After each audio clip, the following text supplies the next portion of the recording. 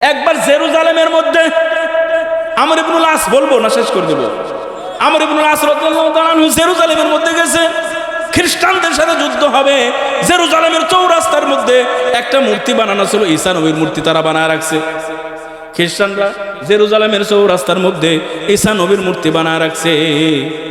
এমন মূর্তি বানাইছে যে ওই মূর্তিকে সেজদা করে, ওই মূর্তির সামনে প্রার্থনা করে, ইবাদত করে। হঠাৎ করে সাহাবায়ে কেরাম সেখানে উপস্থিত হয়েছে, তাদের সাথে যুদ্ধ হবে। এমন সময় রাত্রিবেলায় গোপনে ইহুদিদের একজন পাদ্রী, ইহুদিদের একজন নেতা ওই ঈসা নবীর মূর্তির নাক ভেঙে নিয়ে গেছে। নাক ভাঙার পরে একটা মুসলমানদের বিরুদ্ধে তহমত রটাইছে যে মুসলমানরা এই কাম করছে, গ্যাঞ্জাম লাগানোর জন্য, মুসলমানদেরকে দমানোর জন্য, বদনাম রটানোর জন্য এই কাজটা গোপনে কৌশলে করছে। তাদের মূর্তির, নবীর মূর্তির নাক তারাই ভাঙে, বলে মুসলমানরা এই কাম করছে। এরপরে তারা সবাই মিলে ঐক্যবদ্ধ হয়ে ঘোষণা করলো, আজকে আমাদের নবীর নাক ভাঙছে মুসলমানরা, এর বিনিময়ে আমরা নবী মুহাম্মাদের মূর্তি বানাবো। মূর্তি বানানোর পরে আমরা ওইটার নাক ভেঙে প্রতিশোধ নিব। মুসলিম জামাতের অধিনায়ক যিনি নেতৃত্ব দিচ্ছিলেন তার নাম হলো ওমর ইবনুল আস। ওমর ইবনুল আস রাদিয়াল্লাহু আনহু ঘোষণা করলেন, আরে তোমরা কি তোমাদের নবীর মূর্তির নাক ভাঙার অপরাধে তোমরা কি আমাদের নবীর মূর্তির নাক ভাঙতে চাও? আমার নবীকে অসম্মান করতে চাও, মূর্তি বানাইতে চাও, আবার মূর্তির নাক ভাঙে প্রতিশোধ দিতে? কয় হ্যাঁ। কথা হলো আমর ইবনুল আস বলে, তাহলে যাও, আমি স্বীকার করে নিচ্ছি তোমাদের নবীর মূর্তির নাক আমি ভাঙছি, প্রয়োজনে আমার নাকটা কেটে নাও, কিন্তু আমার নবীর মূর্তি বানায় নাক ভেঙো না। নবীর আশিক কারে বলে, নবীর মুহাব্বতের সাহাবী কারা? যখন এই কথা সিদ্ধান্ত হলো, জল্লাদকে ডাকা হলো, নবীর মূর্তি ভাঙছে, ঈসা নবীর মূর্তির নাক ভাঙছে, মুসলমানরা ভাঙছে। মুসলমানদের অধিনায়ক যদি তার নিজের নাক দিতে চায় তো প্রতিশোধ তো হয়ে যায়, আর বাড়াবাড়ির দরকার নাই। তারা জল্লাদকে ডাকলো, এবার আমর ইবনুল আস রাদিয়াল্লাহু আনহুর নাক ভাঙা হবে। জল্লাদকে ডাকা হলো, নাক ভাঙা হবে। নাক ভেঙে তাদের নবীর মূর্তির নাক ভাঙার প্রতিশোধ নেবে। আমর ইবনুল আসের নাক কেটে দিবে। জল্লাদকে আনা হলো, আমর ইবনুল আসকে মঞ্চের উপরে দাঁড় করানো হলো। আমর ইবনুল আস নিজের নাকটা দিয়ে দিবে নবীর প্রেমে। তা আমার নবীর মূর্তি বানাবি না, আমার নবীর মূর্তি বানাইয়া নাক ভাঙবে না। এই জন্য আমর ইবনুল আস রাদিয়াল্লাহু তাআলা আনহু নিজেকে সমর্থ করে দিয়েছেন, আমার নাকটা কেটে নিয়ে যাও, কিন্তু আমার নবীর মূর্তি বানাইও না, আমার নবীর মূর্তি বানাইয়া নবীর মূর্তির নাক ভাঙবে না, খবরদার। তখন পাদ্রীদের সর্দার বলল, ঠিক আছে, তাই করা হবে। এত বড় বিশাল বড় মুসলিম জামাতের লিডার যদি নিজের নাক দিতে চায় তত প্রতিশোধ হয়েই যায়। জল্লাদ নাক কাটবে, আগাইতেছে আগাইতে একেবারে কাছে চলে গেছে। এমন সময় কোপ দিবে, অস্ত্র দিয়ে কোপ দিবে, নাকটা কাটবে। এমন সময় ইহুদি পণ্ডিত দাঁড়িয়ে গেছে, খবরদার, এই আশিকে রাসূলের নাক তোরা কাটবি না। কারণ একজন মানুষ কত মহব্বতের হইলে সে তো অপরাধ করে না। আমি নিজেই আমাদের নবীর মূর্তির নাক ভাঙছি তাদেরকে বিপদে ফেলানোর জন্য, কারণ বিশাল বড় বাহিনী, তাদের সাথে হয়তো আমরা যুদ্ধে কোলাইতে পারবো না। কিন্তু এত বড় আশেক নবীর নাকের বিনিময়ে নিজের তাজা নাক দিতে চায়, এমন আশেক এত বড় ঈমান আল্লাহর সাথে আমরা কোনোদিন পারবো না। আয় রে আয় খ্রিস্টান, তোরা কই আসোস? সবাই মিলে আয়। এমন মুসলমানদের থেকে দূরে থাকা যায় না, এমন নবীর উম্মত হওয়া থেকে দূরে থাকা যায় না। সবাই আয়, এখন আমরা আমর ইবনুল আসের হাতে হাত রেখে কালেমা পড়ে সবাই মিলে মুসলমান হয়ে যায়। একদিনে, এক মুহূর্তের মধ্যে 2.5 লক্ষ খ্রিস্টান মুসলমান হয়ে গেছে। সুবহানাল্লাহ। এমন মানুষ তো একজনও নাই, এত দামি মানুষ দেখি নাই। আব্দুল মুত্তালিবও নবীর প্রশংসা করে, মা আমিনাও নবীর প্রশংসা করে, বলে এত সুন্দর সন্তান তো আমি দেখি নাই। আমার সন্তান এত সুন্দর, এত ভালো, এত মায়াবী, এত নূরে নুরান্বিত চেহারা, এমন সন্তান তো দেখি নাই। আব্দুল মুত্তালিব বলে, আমিও পৃথিবীর বিভিন্ন প্রান্তে সফর করেছি ব্যবসার উদ্দেশ্যে, এত সুন্দর বাচ্চা দেখি নাই। জিব্রাইল বলে, আব্দুল মুত্তালিব তুমি আর কত রূপ দেখছো? আমি জিব্রাইল পৃথিবীর এমন কোনো জায়গা নাই, এমন কোনো নবী নাই যে তাদের সাথে সাক্ষাৎ করি নাই। আমি জিব্রাইল, আমি নিজেও এত সুন্দর মানুষ দেখি নাই। এবার আল্লাহ বলে, জিব্রাইল তুমি আর কত রূপ দেখছো? আমি আল্লাহ তো নিজেই সাক্ষী দিচ্ছি, আমি আল্লাহ একটাই বানাইছি, আর দ্বিতীয়টা এমন বানাই নাই। বানাইছি মাত্র এক পিস, ওয়ান পিস বানাইছি, ওয়ান পিস। এরা আরেকজন হয় কেমন? এমন রহমাতুল লিল আলামিন সাইয়্যিদুল কাউনাইনি, দোনো জাহাজের সর্দার আল্লাহ রসুল সাল্লাল্লাহু আলাইহি ওয়াসাল্লাম এত মর্যাদা সম্পন্ন, এত গুণ, এত দাম, এত দাম, এত দাম, কত দাম, কত দাম। আল্লাহ তাআলা নবীকে আজিম বলছেন, ওয়া ইন্নাকা লাআলা খুলুকিন আযীম। সূরাতুল কলম খুলেন 29 নম্বর পারা 2 নম্বর সূরা। নুন ওয়াল কলামি ওয়া মা ইয়াসতুরুন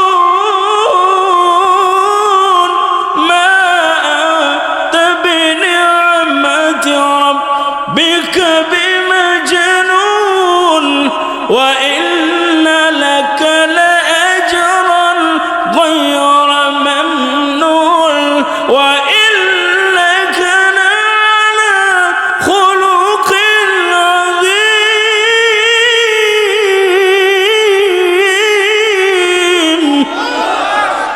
আল্লাহ তাআলা বিভিন্ন কসম কাটলেন। কসম কাটার পরে আল্লাহ তাআলা নিজে বলছেন, হে নবী, আপনাকে যে এমন মারাত্মক চরিত্র দান করেছি, এত সুন্দর চরিত্র, এত মহান চরিত্র দান করেছি, এত সুন্দর দামি চরিত্র আর কাউকে দেই নাই।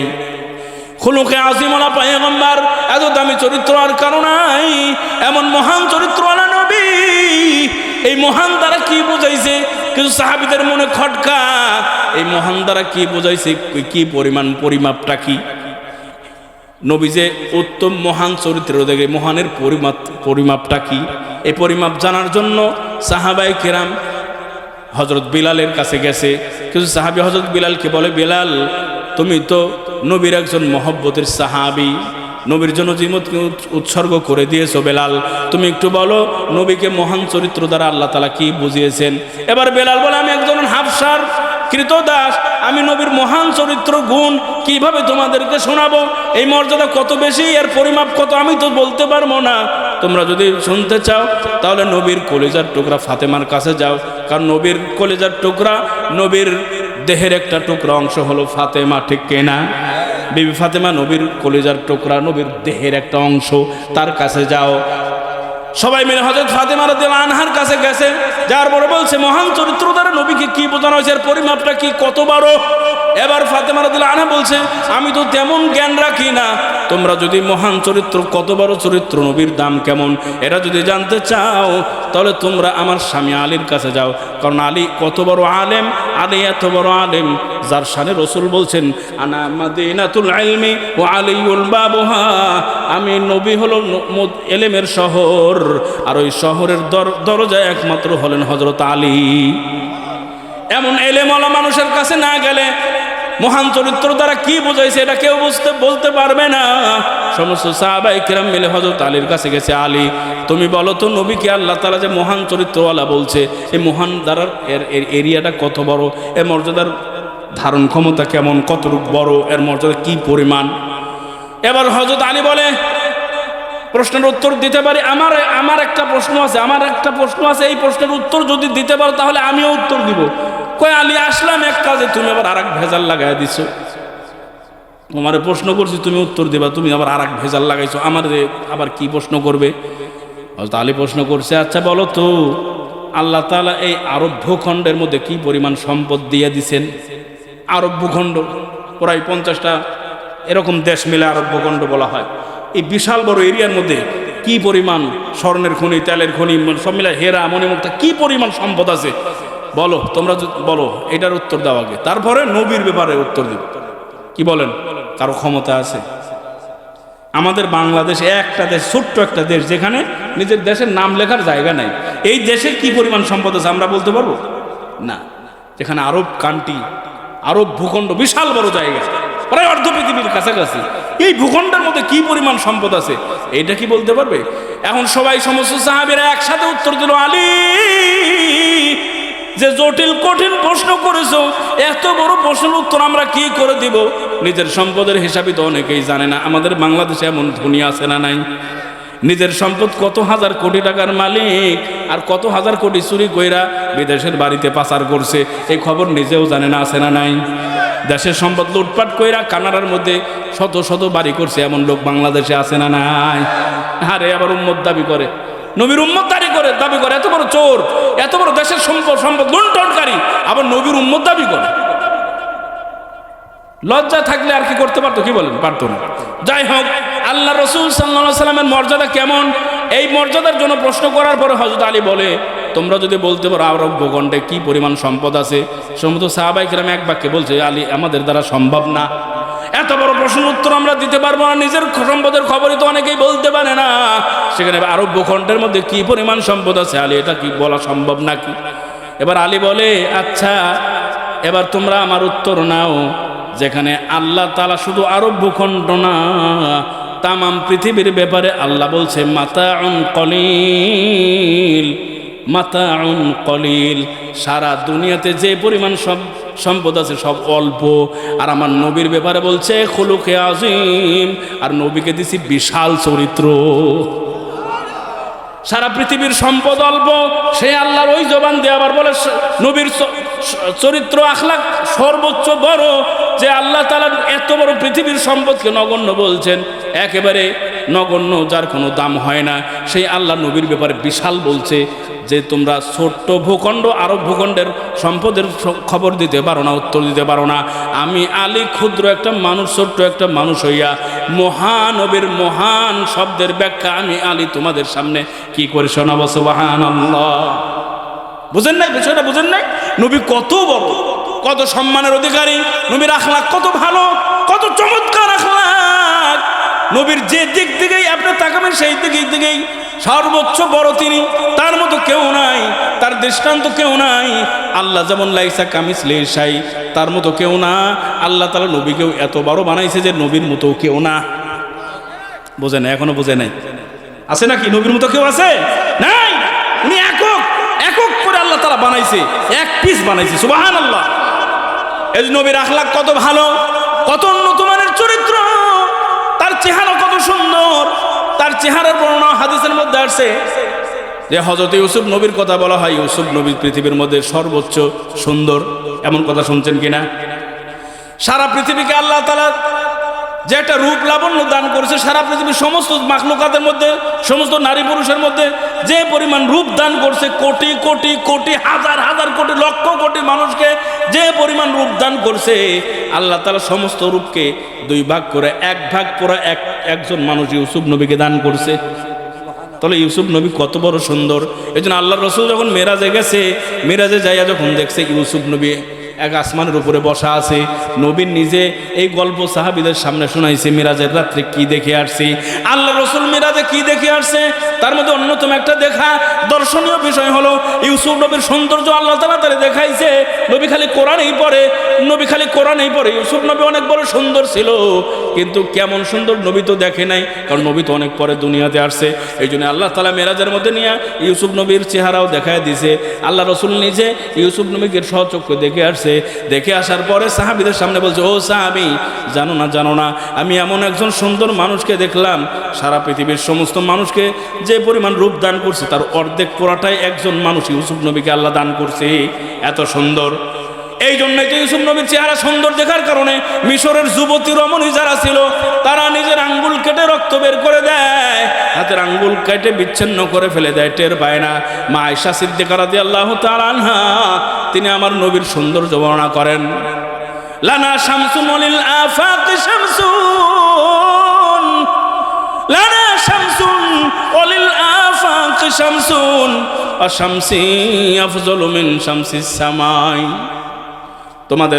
আমাদের প্রত্যেকের একটা সূর্য আছে, আসমানের একটা সূর্য আছে, আসমানের একটা সূর্য আছে। আমি আয়েশার একটা ব্যক্তিগত একটা সূর্য আছে। সুবহানাল্লাহ। স্বামীরে কত আপন করে, কত সুন্দর করে বর্ণনা, স্বামীর কথা বর্ণনা করে, স্বামীরে কত বড় বানায়। এখনকার বেডেরা নিজের স্বামীরে বড় বানাইতে চায় না, খালি কয় আমার স্বামী কিছুই দেয় না। আছে না নাই? এমন কপাল বড় মা বোন আছে না নাই?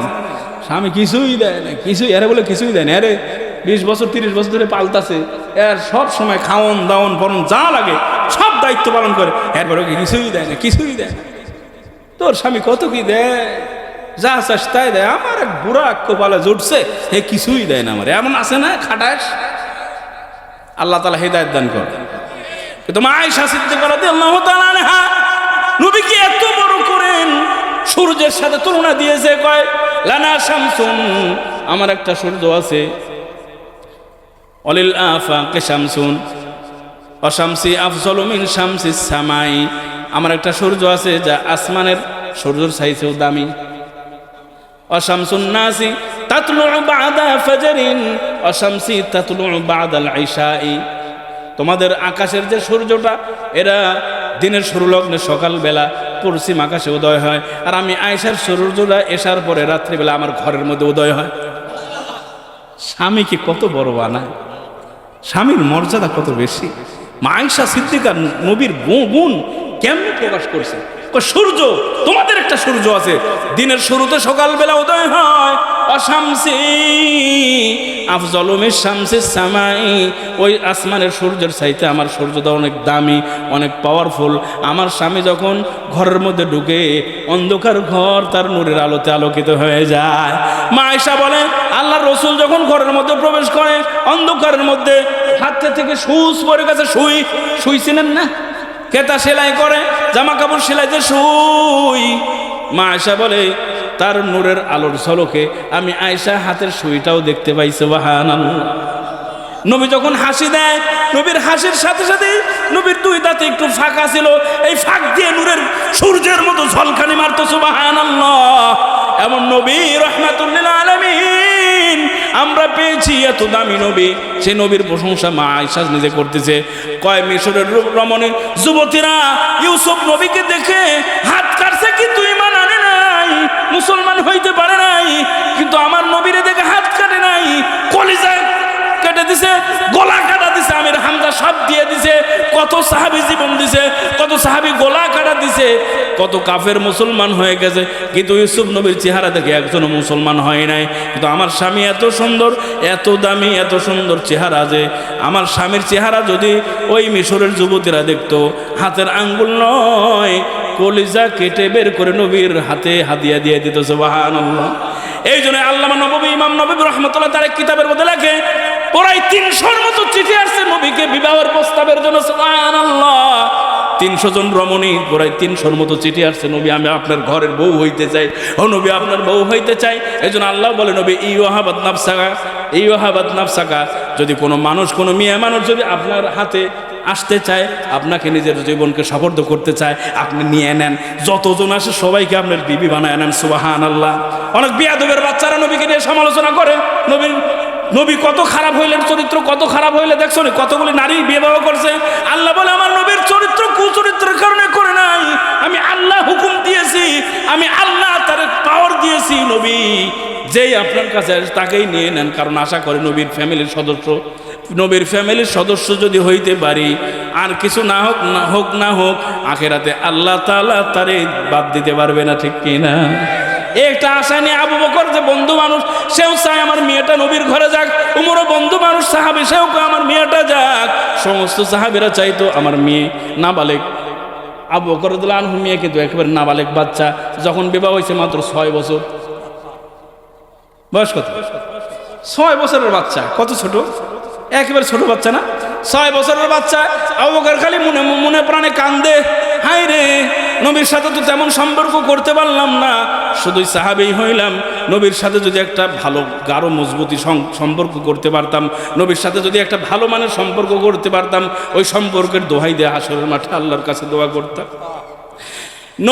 নবীর জন্য বড় আশেক আবু বকর সিদ্দিক রাদিয়াল্লাহু তাআলা আনহু, এত মায়া, নবীর সাথে সম্পর্ক করতে চায়, নবীর সাথে মহব্বত গাঢ় করতে চায়, শুধু মহব্বত করে সে ক্ষান্ত হইতে চায় না, তৃপ্ত হয় না, মনে বড় আশা জাগছে। অবিন্তি ফি বাইতি রাসূলিল্লাহ, আমার একটা কন্যা আছে আয়েশা, বড় জ্ঞানী, বড় তোখার ব্রেনের অধিকারী। এই আয়েশাটা যদি নবী নিয়ে নিত, নবীর ঘরে নিয়ে নিত, কিন্তু এত ছোট মেয়ারে নিবে নাকি? আল্লাহ বলে আবু বকর তোমার আমি ভালোবাসি, আমি আল্লাহ তোমার মনের চাহিদা দেখি। প্রত্যেক মানুষের দিলের চাহিদা দেখে কে? আবু বকর মনে মনে আশা করছে আমার মেয়েটা যদি নবীর ঘরে যাইতো, আলাদা একটা নবীর সম্পর্ক হয়ে যেত, হাসরের মাঠে সম্পর্কের দোহাই দিতাম। বড় আশা। এই আশা দুনিয়ার কেউ দেখে নাই, কিন্তু দেখছে কে? আল্লাহ দেখে ফেলছে। দেখে বলে ও জিবরাইল, জান্নাতের মধ্যে যে একটা রেশমির রুমাল নিয়ে আসো, রেশমি কাপড়ের রুমাল নিয়ে আসো, রুমালের মধ্যে আমার দোস্তর দোস্ত আমার বন্ধুর দোস্ত মহব্বতের মানুষ আবু বকরের মেয়ে আছে একটা নাম তার আয়েশা, ওই আয়েশার ছবিটা আঁকায় নাও, ওই আয়েশার ছবিটা ফটোকপি করে নাও, ফটোকপি করে আমার নবীর সামনে তুলে ধরো। এই যে ছোট একটা বাচ্চা মেয়ে, যদিও বয়সে ছোট, কিন্তু তার বাবা মহামানব, বিশাল বড় একজন মানুষ, নবীর পরেই যার শান, নবীর পরেই যার মর্যাদা। কি বলেন, নবীর পরে মর্যাদা কার? এই একজন, এইটাও একটা ওয়ান পিস, উম্মতের মধ্যে ওয়ান পিস আবু বকর। আল্লাহ বলে আমি আল্লাহ আরো সে থেকে দেখতেছি আবু বকরের দিলের একটা চাওয়া, নবীর সাথে একটা আত্মীয়তার সম্পর্ক করতে চাই, কিন্তু কোনো লাইন ঘাট নাই। একটাই লাইন আছে, একটা ছোট্ট মেয়ে আছে। জিবরাইল বলছে জান্নাত থেকে রেশমি রুমাল নিয়ে আয়েশার ছবিটা বানাইয়া নবীর সামনে তুলে ধরো, যা বলো এই মেয়েটার ব্যাপারে আল্লাহ ওকালতি করতেছে। সুবহানাল্লাহ কয় না? সুবহানাল্লাহ কয় না রে? আল্লাহ উকিল হয়ে গেছে, আল্লাহ উকিল নিজে ওকালতি করতেছে। জিবরাইল যাও আমার বন্ধুর সামনে তুলে ধরো এই বাচ্চা মেয়েটা, যদিও বাচ্চা কিন্তু আশা তো করছে বিশাল বড় একজন মানুষ আবু বকর। আবু বকরকে আল্লাহ নিজেও কত ভালোবাসে, নবীও কিন্তু আবু বকরকে সর্বোচ্চ ভালোবাসে সাহাবীদের মধ্যে। এই জন্য আল্লাহ তাআলা নবীকে যখন মেরাজের মধ্যে নিয়ে গেছে, মেরাজের বিশাল বড় ইতিহাস আছে, বলতে গেলে সারা রাত যাবে। আমি দুই একটা কথা বলতেছি। আল্লাহ যে আবু বকরকে কত ভালোবাসে, মেরাজের রাত্রিতে আল্লাহ তাআলা তার নবীকে আরশে নিয়ে গেছে, কিন্তু নবী 7 আসমানের উপরে যাইয়া আরশে যাইতেছেন, কোনো মানুষের কোনো চলাচল নাই, কোনো কিছু নাই, কোনো সৃষ্টি নাই, খালি ফাঁকা। ফাঁকার মধ্যে একজন মানুষ হাঁটে, জিবরাইলও যেখানে যাইতে পারে না। আমার নবীর মনে একটা ভয় ভয় ভাব, কেউ নাই, কেউ নাই, একা একা। এমন সময় আল্লাহ তাআলা আবু বকরের মতো একজন ফেরেশতা বানায় রাখছে, দেখতে হুবহু আবু বকরের মতো। কারণ কি? আল্লাহ বলে বন্ধু আপনি যেমন আবু বকরকে ভালোবাসেন, আপনার একজন আবু বকর আছে, আমিও আবু বকরকে ভালোবাসি, এই জন্য আবু বকরের চেহারা দিয়ে একজন ফেরেশতা বানায় রাখছি। আপনি যেন কোনো ভয় না পান, আপনার মধ্যে যেন কোনো আতঙ্ক না আসে, এই জন্য আবু বকরের হুবহু চেহারা দিয়ে, হুবহু কণ্ঠ দিয়ে আমি আমার কাছে রেখে দিয়েছি। এই কথা বলতেছে আপনি যেন সাহস পান, আপনার সর্বোচ্চ কাছের মানুষটা, খাস মানুষটা আপনার পাশে কথা বলতেছে। সুবহানাল্লাহ। আবু বকর আপনিও ভালোবাসেন, আমিও বাসি, এই জন্য আমারও আবু বকরকে দেখতে বড় ভালো লাগে, আমার কাছে একটা আবু বকর বানায় রাখছি। সুবহানাল্লাহ। এই আবু বকর আশা করে, আশা পূরণ করবে কে? আল্লাহ নিজে দায়িত্ব নিয়ে জান্নাতি রুমালের মধ্যে আয়েশার ছবি দিয়ে পাঠায় দিছে। এবার জিবরাইল আলাইহিস সালাম ছবি নিয়ে এসে বলে যে কিন্তু হুজুর দেখেন তো বাচ্চাটাকে চিনেননি? কয় চেনাই তো লাগতেছে দেখি। কয় কেডা? কয় আমার দোস্ত আবু বকরের মেয়ের মতো লাগে। হ্যাঁ ঠিকই, কেস তো ঠিকই ধরছেন, আবু বকরের মেয়ে, কিন্তু কাম তো আর একটা ঘটনা করে গেছে। কি ঘটনা? আল্লাহ তো আপনার জন্য এটা স্পেশাল পছন্দ করে ফেলছেন, কি করবেন? কয় আল্লাহর পছন্দ, আল্লাহ যেটা বলে, আল্লাহর নবী তার এক চুল পরিমাণ, এক চুল দূরে থাকতে পারে নাকি? কারণ আল্লাহর কথা, আল্লাহর কথাই হলো নবীর কথা। আল্লাহ যেটা বলেন এটা নবী বলেন, আল্লাহ তাআলা যেটা বলেন আল্লাহর নবীর সেটাই মুখ দিয়ে বলেন। আল্লাহর নবী আল্লাহর কথা ছাড়া ওমা ইয়ানতিকু আনিল হাওয়া ইন হুয়া ইল্লা ওয়াহয়ুন ইউহা। আল্লাহ যেটা বলে নবীও সেটা বলে, আল্লাহ যেটা আদেশ করে সেটার বাইরে নবী কোনো কথা বলে না। এই জন্য নবীর কথা যেন সরাসরি কার কথা? নবীর কথা যেন সরাসরি আল্লাহর কথা। এই জন্য আল্লাহ রাব্বুল আলামিন আবু বকরের পছন্দ নিজেও পছন্দ করে ফেলেছেন, বিবাহের ওকালতি করতেছেন, আল্লাহ রাসূল বিবাহের বন্ধনে আবদ্ধ করে দিলেন। এত ছোট বাচ্চা, নবী তখন অনেক বয়স হয়ে গেছে, 50-এর উপরে বয়স, একটা বৃদ্ধ বয়সে পৌঁছে গেছে। এমন সময় 6 বছরের বাচ্চা ওরে বিবি বানায়। কারণ কি? আবু বকর বড় আশা করছে। আর আবু বকর একটা জিনিস আশা করবে, আল্লাহ দিবে না এটা হইতেই পারে না। কারণ আল্লাহ তাআলা আবু বকরের শানেও আয়াত নাযিল করছে, ওয়ালা সাউফা ইয়ারদা, ওয়ালা সাউফা ইয়ারদা। হ্যাঁ নবী আপনাকে যেমন আবু বকর দুনিয়াতে খুশি করছে, নবী আবু বকরের কাছে যা চায় আবু বকর তাই দেয়। বলবো কেমন চাইছে আর কেমন দিছে। নবী শুধু একবার ঘোষণা করছে, আমার সাহাবীরা কার কি আছে নিয়ে আসো, নিয়ে আসো। সব সাহাবী যার সামর্থ্য অনুযায়ী নিয়ে আসছে। কিন্তু আবু বকর রাদিয়াল্লাহু আনহু এমন একজন সাহাবী, ওয়ান পিস। কয় পিস? এই ওয়ান পিসটা কি করছে জানেননি? ঘরে যা কিছু আছে সব কিছু খুইটা ঘরের বেড়ার সাথে সুই ছিল, সুতা ছিল, এগুলো সব কিছু গাঁটটির মধ্যে ভরা, ঘরে যা কিছু ছিল পরনের কাপড় ছাড়া সব কিছু খুইটা সব কিছু নিয়ে এসে বলছে, নবী ঘরে যা ছিল, সংসারে যা ছিল, সব কিছু সম্পদ আপনার জন্য হাজির করে দিয়েছি। আল্লাহ সবকিছু দেখে আর বলে, নবী আবু বকর আপনার জন্য সবকিছু কোরবান করতে পারে, আমি আবু বকরকে খুশি করে কি না পারি? খুশি না করে পারি নাকি? কয় কেমন খুশি, কেমন খুশি? হাসরের মাঠ যখন কায়েম হয়ে যাবে, আল্লাহ তাআলা সমস্ত মানুষকে ডাকতে থাকবে, আসো হিসাব দাও। অকুল্লুহুম আতিহি ইয়াউমাল কিয়ামাতি ফারদা, অকুল্লুহুম আতিহি ইয়াউমাল কিয়ামাতি ফারদা। সমস্ত মানুষকে আল্লাহর সামনে সেদিন যেতেই হবে। কি কাম করছো, কি আকাম কুকাম করছো, সব কিছুর হিসাব সেদিন দিতে হবে। দুনিয়াতে অনেক সুন্দর জামা কাপড় পরে চলছি, পাগড়ি ছিল, জুব্বা ছিল, কিন্তু ভিতরগত অবস্থা যাদের খারাপ ছিল আল্লাহ তাআলা সব প্রকাশ করে দিবে। সেদিন সবাইকে আল্লাহর কাছে এককভাবে যেতেই হবে, যেতেই হবে, হিসাব দিতেই হবে, দিতেই হবে। এমন সময় হাসরের মাঠ যখন কায়েম হয়ে যাবে, আল্লাহ তাআলা বলবে, হ্যাঁ নবী, একজন একজন করে পাঠান আমার সামনে হিসাবের জন্য। নবী প্রথমে কারে পাঠাবে? নির্বাচন করবে আবু বকরকে। আবু বকরকে বলবে নবী, নবী আবু বকরকে বাছাই করবে, বলে আবু বকর, এমন মহান রব্বুল আলামিনের দরবারে তোমারে প্রথম পাঠাতে যাও, কারণ নবীদের তো কোনো হিসাব নাই। নবীদের হিসাব আছে নাকি? নবীদের কোনো হিসাব নাই। হিসাব হলো নবীর উম্মতের মধ্যে শ্রেষ্ঠ উম্মত হলো আবু বকর। আবু বকর যখন হিসাব দেওয়ার জন্য সামনে যাবে, হাউমাউ করে কাঁদতে যাবে। কি হিসাব দেবে? বড় ভয়। কারণ বয়সকালে মুসলমান হয়েছে, 40 বছরের পরে মুসলমান হয়েছে। সারা জীবন 40 বছরের আসল জীবনটাই নাফরমানের মধ্যে গেছে, জাহেলি যুগের মধ্যে গেছে। 40 বছরের পরে মুসলমান হয়েছে, আমল শুরু করছে। এর আগে তো আমল তেমন করতে পারে নাই, মুসলমানই হয় নাই। এই জন্য বড় ভয়, জীবনের মেন অংশটা আমার নাফরমানের হালতে চলে গেছে, জাহেলি যুগের হালতে চলে গেছে। কি করে হিসাব দেব? আবু বকর এক ধাপ যায় তো 2 ধাপ পিছনের দিকে আসে, হাউমাউ করে কাঁদতেছে। এমন সময় আল্লাহ তাআলা নবীকে বলবে, হ্যাঁ নবী, আবু বকর কেন ভয় পাইতেছে? ভয় নাই, আমার সামনে পাঠায় দেন, আমার সামনে আসতে বলেন, কোনো ভয় নাই। আমি আল্লাহ ঘোষণা করলাম, আজকের দিনে আমি আবু বকরকে আমি আল্লাহ নিজে হাতে খুশি করে দেব। সুবহানাল্লাহ। দুনিয়াতে যেমন আবু বকর আপনারে খুশি করছে, যে আল্লাহর নবী এত খুশি হয়েছে, সমস্ত সাহাবীদের ব্যাপার বলছে, আমার সাহাবীরা তোমরা যে অনুগ্রহ করছো, সব অনুগ্রহের প্রতিদান আমি নবী দিয়েছি। কিন্তু আবু বকর আমার এমন অনুগ্রহ করেছে যে অনুগ্রহের প্রতিদান আমি নবী দিতে পারি নাই। সুবহানাল্লাহ। তার অনুগ্রহের প্রতিদান হাসরের মাঠে আল্লাহ তাআলা নিজে হাতে দিবে। এই জন্য আল্লাহ তাআলা আবু বকর তো আল্লাহর সামনে যাইতে চায় না, কিন্তু শেষ পরে যখন আল্লাহর সামনে যাবে, তখন আল্লাহ তাআলা আবু বকরকে ও ভয় দিয়ে বলবে, আবু বকর কেন কাঁদতেছো, কিসের ভয় এত? সারা জীবন তো আমার নবীর জন্য জীবনটা উৎসর্গ করে দিয়েছো, নবীকে খুশি করেছো। আজকে সেই খুশির বদলা আমি আল্লাহ তোমারে দিচ্ছি। আমি আল্লাহ ঘোষণা করলাম, আবু বকর তোমাকে আমি আল্লাহ, তুমি যা চাবে আজকে তাই তোমার দিয়ে দিব। সুবহানাল্লাহ।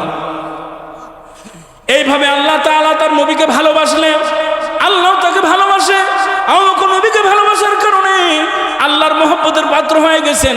এই জন্য সাহাবায়ে কিরাম নবীকে কত ভালোবাসছে যে বাসতে শুধু মৌখিক, আমরা তো আজকে মুখে আশিকে রাসূল আছে না নাই?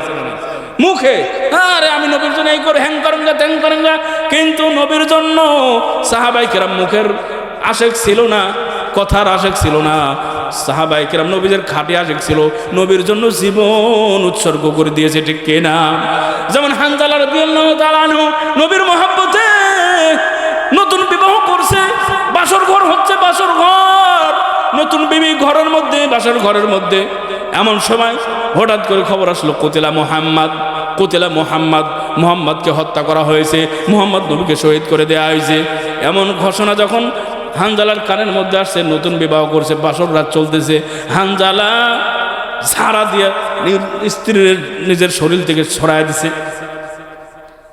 বিবির বলে, বিবি আমার নবী নিহত হইতেছে আর আমি বউ নিয়ে পড়ে থাকবো, এটা হইতে পারে না। আমার বউয়ের দরকার নাই, আমার বাসর ঘরের দরকার নাই, আমার নবী নাকি শহীদ হয়ে গেছে। হানজালা কাপড়ও পরতে পারে নাই, কোনো মতো লুঙ্গিটারি ধইরা কোনো মতো একটা তরবারি নিয়ে চলে গেছে, যুদ্ধের ময়দানে চলে গেছে। যুদ্ধের ময়দানে যাওয়ার পরে কাফেরদের সাথে যুদ্ধ করতে করতে, নবীর মহব্বতে যুদ্ধ করতে করতে একেবারে শহীদ হয়ে গেছে, জীবনটারে দিয়ে দিছে। ঘরের মধ্যে বিবির সাথে মিলনও হয়ে গেছে, বাসর ঘর করতেছিল, বিবিরে ছাড়া দিয়ে ফেলে দিয়ে দৌড় দিয়ে নবীর প্রেমে আশেক চলে গেছে যুদ্ধের ময়দানে। এখানে যা জীবন দিয়ে দিছে, নতুন বইয়ের বিবির পরোয়া করে নাই, নতুন বিবির মহব্বত দিলের মধ্যে রাখে নাই, ঝাড়া দিয়ে ফেলে দিয়ে যুদ্ধের ময়দানে যা শহীদ হয়ে গেছে। কিন্তু স্ত্রীর সাথে মিলন করার কারণে শরীরটা নাপাক হয়ে গেছে। স্ত্রীও আস্তে আস্তে আসতেছে, দৌড়াইতে আসতেছে। আস্তে আস্তে যুদ্ধ যখন শেষ হয়ে গেছে, হানজালার স্ত্রীও নবীর সামনে আসছে, বলল, নবী আমার স্বামী যদি শহীদ হয়ে যায়, আমার স্বামীকে কিন্তু আপনি গোসল ছাড়া কবর দিয়েন না, আমার স্বামীর গোসল করাবেন। আল্লাহ রসুল সাহাবীদেরকে বলো, ও সাহাবীরা, আমি তো হানজালার ব্যাপারে কোনো ফরমান জারি করি নাই, কারণ সে নতুন বিবাহ করছে, আজকে বাসর ঘর করুক না, সে পরে আরো কত যুদ্ধ আছে শরীক হইতে পারবে। দেখো তো আসছে নাকি, কি অবস্থা। খুঁজতে খুঁজতে দেখে না না না হানজালা আসে নাই, হানজালার কোনো চিহ্ন পাওয়া যায় না। হানজালার বিবি বলে না আসছে আসছে। এখন নবীজি দ্বিধার মধ্যে পড়ে গেল, কিরে বিবি বলে হানজালা আসছে, আমি তো নবী দেখলাম কোন হানজালার কোনো চেহারা দেখা যায় না, কোনো সাহাবী তাকে খুঁজে পাওয়া যায় না, জীবিতর মধ্যেও নাই, লাশের মুর্দার লাশের মধ্যে তাকে পাওয়া যায় না। এখন জিব্রাইল আসছে কানের কাছে, এসে বলে নবী এত খোঁজাখুঁজির দরকার নেই, একটু আসমানের দিকে তাকান। জমিনে খুঁজলে হানজালারে পাওয়া যাবে না, একটু আসমানের দিকে তাকান। আল্লাহ রসুল প্রখর দৃষ্টিতে আসমানের দিকে উপরের দিকে তাকাইছে। নবী দেখে বিশাল বড় ফেরেশতার বাহিনী, নূরের ফেরেশতা হানজালারে হাউজে কাউসারের পানি দিয়ে গোসল করাইতেছে। সুবহান আল্লাহ তাআলা হানজালার প্রেম মহব্বতকে ইশককে এত পছন্দ করে নিয়েছেন, এত কবুল করে নিয়েছেন যে দুনিয়ার কোনো পানি দিয়ে গোসল করায় নাই, আসমানের উপরে নিয়ে হাউজে কাউসারের পানি দিয়ে গোসল করাইছে। সাহাবায়ে কেরাম পরীক্ষা করার জন্য যখন লাশ চলে আসলো, ফেরেশতারা লাশ নামায় দিয়ে গেল। সাহাবায়ে কেরাম পরীক্ষা করার জন্য নবী বলছে যে হাউজে কাউসারের পানি দিয়ে গোসল করাইছে, সত্য কিনা পরীক্ষা করার জন্য শরীরে হাত দিয়ে দেখে এখনো তাজা পানি তার শরীর থেকে ঝরতেছে। সুবহানাল্লাহ। এর সাহাবায়ে কেরাম নবীকে এত ভালোবেসেছেন, এত ভালোবেসেছেন, নিজের সমস্ত আত্মীয় শহীদ হয়ে গেছে, নিজের সব ধ্বংস হয়ে গেছে, পরোয়া করে নাই, শুধু নবী ভালো আছে নাকি, তাহলে সাহাবী ভালো থাকে। এক মহিলা সাহাবীর ঘটনা হাদিসের মধ্যে আসছে, যুদ্ধের ময়দানে তার স্বামীও গেছে, তার বাবাও গেছে, তার ভাইও গেছে, তার সন্তানও গেছে। যাওয়ার পরে সবাই একে একে শহীদ হয়ে গেছে। মহিলা দৌড়াইতেছে, খবর শুনছে নবীও নাকি শহীদ হয়ে গেছে। মহিলা দৌড়ায়, আমার নবী কেমন আছে, মা বালু মুহাম্মাদিন, মা বালু মুহাম্মাদিন, এভাবে দৌড়াইতেছে দৌড়াইতেছে। আর বলে মুহাম্মদ কেমন আছে। এক সাহাবী বলে তোমার বাবা তো দেখলাম শহীদ হয়ে পড়ে আছে। আমার বাবার কি হয়েছে এটা জানার জন্য আসেনি, আমার নবী কেমন আছে। সুবহানাল্লাহ। মহব্বত কারে বলে, মহব্বত কারে বলে। তোমার বাবা শহীদ হয়েছে, বাবা শহীদ হয়েছে এটা তো জানার জন্য আসেনি, আমার নবী ঠিক আছে নি। আবার হাউমাউ করে কান্দার দৌড়াইতেছে নবী কেমন আছে। আর কিছুক্ষণ যাওয়ার পর আরেকজন বলে তোমার ভাই শহীদ হয়ে গেছে। কয় ভাই কি হয়েছে জানার দরকার, আমার নবী কেমন আছে। আরো কিছুক্ষণ যাওয়ার পর একজন বলেন তোমার স্বামীও শহীদ হয়ে গেছে। কয় স্বামী কি হয়েছে আমার জানার দরকার নাই, আমার নবী কেমন আছে। আরেকজন বলে তোমার সন্তান শহীদ হয়ে গেছে। মহিলা বলে আমার সন্তান কি হয়ে গেছে আমার জানার দরকার নাই, আমার নবী কেমন আছে। এইভাবে যাইতে যাইতে দেখে নবী ভালো আছে, সহি সালামত আছে। নবীর সামনে গিয়ে ওই আল্লাহর বান্দি সাহাবী বলে ও নবী কুল্লু মুসিবাতিন বাদাহু জালালু। হ্যাঁ নবী, দুনিয়ার যত মুসিবত আছে, যত কষ্ট আছে, যত পরীক্ষা আছে, আপনাকে দেখেছি আপনি ভালো আছেন, আমার আর কোনো মুসিবত নাই, আমার দিলে আর কোনো কষ্ট নাই, সমস্ত কষ্টের বিনিময়ে আপনি নবী ভালো আছেন, এইটাই আমি সন্তুষ্ট। সুবহানাল্লাহ। এজন্য সাহাবায়ে কেরাম নবীকে ভালোবেসেছে, আমাদেরও ভালোবাসার দরকার আছে না নাই। মুখে মুখে মুখে মুখে নাকি মুখে মুখে মুখে মুখে করলে চলবে, নবীর সুন্নত মানার দরকার আছে না নাই। এই জন্য নবী কি বলছেন, যে হাদিস খানা পাঠ করেছিলাম, নবী বলছেন মান আহাব্বা সুন্নতি ফাকাদ আহাব্বানি ওয়া মান আহাব্বানি কানা মাই ফিল জান্নাহ। মান আহাব্বা সুন্নতি, যে আমি নবীর সুন্নতকে ভালোবাসবে, ফাকাদ আহাব্বানি, সে যেন সরাসরি আমাকেই ভালোবাসলো। এখন দেখতে হবে নবীর সুন্নত আমার জীবনে আছে নাকি, আমি নবীর সুন্নত আমার পোশাকের মধ্যে আছে নাকি, নবীর সুন্নত আমার খাওয়া দাওয়ার মধ্যে আছে নাকি, নবীর সুন্নত আমার বিছানার মধ্যে ঘুমের মধ্যে আছে নাকি, নবীর সুন্নত বাথরুমের মধ্যে, নবী কেমনে বাথরুম করছে, নবী কেমনে ঘুমাইছে, নবী কেমনে হাঁটতেন, নবী কেমনে খানা খাইতেন, নবী বিবিদের সাথে কেমনে চলতেন, নবী যুদ্ধের ময়দানে কেমন ছিল, নবীর আখলাক কেমন ছিল, ওই কিছু সব কিছুর মিল আমাদের মধ্যে আছে কিনা, এটা দরকার আছে না নাই। এইটা তখন ঠিক হয়ে যাবে, কারণ আমরা সরাসরি এখন নবীকে পাবো না, চাইলেই নবীকে দেখতে পারবো না, চাইলেই নবীকে এক গ্লাস পানি খাওয়াও হাদিয়া দিতে পারবো না। আছে সিস্টেম আছে? নাই তো। নবী নাই, রওজা মোবারকে শুয়ে আছে, নবীকে আপনি এক গ্লাস পানিও দিতে পারবেন না, নবীকে একটা আঙ্গুরও খাওয়াইতে পারবেন না। তবে কি করতে পারবেন, নবীর সুন্নত কি আছে, নবীর আদর্শ কি আছে, আখলাক কি আছে, নবী কোন কোন আমল করতে বলছেন, কোনটা ছাড়তে বলছেন, এটা জীবনে যদি ফিট করতে পারি তাহলে আমাদের দাম হয়ে যাবে। আর যদি ফিট না করতে পারি আমাদের কোনো দাম দুনিয়াতে থাকবে না, ঠিক কি না। এই জন্য মুসলমান নবীর সুন্নত মানতে হবে। নবীর সুন্নত ছাড়া নবীর আশিক হওয়া যায় না। মুখে দাবি করে নবীর আশিক, কিন্তু নবীর সুন্নত দাড়ি ভালো লাগে না। মুখে দাবি করে নবীর আশিক, কিন্তু মসজিদে যাইতে ভালো লাগে না। এমন মুসলমান আশিক আছে না নাই? তুমি খাঁটি আশেক না, তুমি হলো ভুয়া আশেক, তুমি হলো মিথ্যাবাদী, ঠিক কিনা? যার সাথে 5 ওয়াক্ত নামাজ নাই, যার মধ্যে পর্দা নাই, যার ফ্যামিলির মধ্যে পর্দা নাই, যার মধ্যে নামাজ নাই, যার মধ্যে নবীর আখলাক নাই, যার মধ্যে নবীর সুন্নত নাই, সে আবার আশেক হয় কেমনে? এটা বোঝা গেল সে মিথ্যা আশেক দাবিকারী, ঠিক কিনা? জোরে বলেন। কোন সাহাবায়ে কেরাম মিথ্যা দাবিদার ছিল না, প্রকৃতপক্ষে সাহাবায়ে কেরাম নবীর আশেক ছিলেন। এই জন্য নবীর জন্য, নবীর খুশির জন্য, নবীর মহব্বতে নিজের জীবনটাও দিয়ে দিয়েছেন, পরোয়া করে নাই। কারণ নবীর আখলাক এত সুন্দর দেখছেন, সুন্দর আখলাক দেখার কারণে সাহাবায়ে কেরাম মুগ্ধ হয়ে গেছে। আরে এত ভালো মানুষ, এত উত্তম চরিত্রওয়ালা মানুষ আর তো নাই দুনিয়াতে। এত বড় আখলাকওয়ালা চরিত্রওয়ালা মানুষের মহব্বত না রেখে কার মহব্বত রাখবো, ঠিক কিনা? নবীর আখলাক দেখে এত মুগ্ধ হয়ে গেছে, এত তারা অভিভূত হয়ে গেছে, মুগ্ধ হয়ে গেছে, নবীর প্রেমে পড়ে গেছে। এই জন্য দুনিয়ার সব কিছু চলে যাক, কোনো পরোয়া নাই, কোনো আফসোস নাই, নিজের জীবনের বিনিময়ে যেন আমার নবী ভালো থাকে। সুবহানাল্লাহ। একবার হযরত উমর রাদিয়াল্লাহু আনহু নবীকে বলে, নবী আপনাকে ভালোবাসি সব কিছুর চাইতে, তবে আমার নিজের জীবনের চাইতে তো পারি না। কারণ নিজের জীবন থাকলে না ভালোবাসা চলে, জীবনই নাই, ভালোবাসবো কেন? নবী বলে, উমর এখনো পরিপূর্ণ হয় না ইমান। সুবহানাল্লাহ, ইমান এখনো পরিপূর্ণ হয় নাই। তখন উমর একটু ভাবলেন, কিরে নবীর উপরে যদি কোনো মুসিবত আসে, বিপদ আসে, তখন তো জীবনের বাঁচানোর পরোয়া করলে তো আর মহব্বত হয় না। এই ধ্যানটা যখন দিলের মধ্যে চলে আসছে, সাথে সাথে নবীর সামনে উমর বলে ফেলছে, নবী এখন বুঝতে পেরেছি, আসলেই তো নবী এখন যদি আপনার উপরে মুসিবত আসে, আমি নবী তো জীবন নিয়ে দাঁড়িয়ে থাকতে পারবো না, তখন আমি জীবনের পরোয়া করব না, তখন তো আমার জীবনের বিনিময়ে হলেও, জীবন দিয়ে হলেও আপনার ইজ্জত রক্ষা করার জন্য আমি নিজের জীবন বিলিয়ে দিব। তার মানে বোঝা গেল আপনাকে অবশ্যই অবশ্যই আমি ওমর জীবনের চাইতে বেশি বেশি ভালোবাসি। সুবহানাল্লাহ। আর এখন নবী বলে, আল আন ইয়া ওমর, হে ওমর এখন তোমার ঈমান পরিপূর্ণ হয়েছে, আমাকে নিজের জীবনের চাইতে। এই জন্য আল্লাহ রাসূল সাল্লাল্লাহু আলাইহি ওয়াসাল্লাম বলছেন, লা ইউমিনু আহাদুকুম হাত্তা আকুনা আহাব্বা ইলাইহি মিন ওয়ালিদিহি ওয়া ওয়ালাদিহি ওয়ান নাসি আজমাইন। লা ইউমিনু আহাদুকুম হাত্তা আকুনা আহাব্বা ইলাইহি মিন ওয়ালিদিহি ওয়া ওয়ালাদিহি ওয়ান নাসি আজমাইন। জীবনের সব চাইতে নবীকে ভালোবাসতে হবে, নিজের ছেলের চাইতে, নিজের স্ত্রীর চাইতে, নিজের স্বামীর চাইতে, নিজের বন্ধু বান্ধবের চাইতে, সব চাইতে কাকে বেশি ভালোবাসতে হবে? কাকে কাকে কাকে?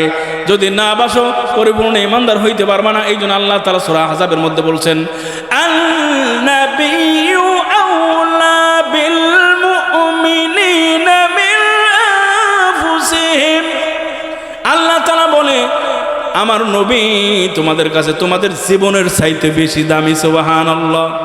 তোমাদের জীবনের চাইতে মহব্বতের। এই জন্য সাহাবায়ে কেরাম জীবন দিয়ে ভালোবেসেছে।